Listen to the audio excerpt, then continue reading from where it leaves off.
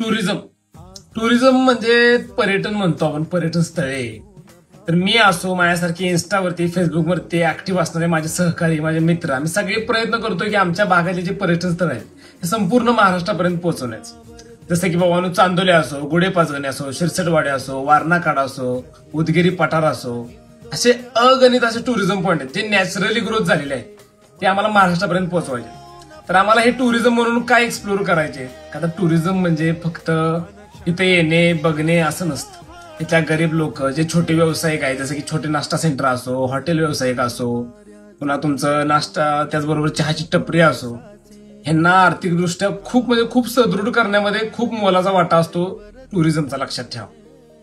त्यामुळे आमचा खूप प्रयत्न राहील. आणि त्याचबरोबर शासन न कळत का होईना तिकडे लक्ष द्यायला चालू करतं. तिथले रस्ते असो, ग्रामीण सोयी सुविधा असो, ह्या सरळ करण्यावरती लक्ष देतं शासन.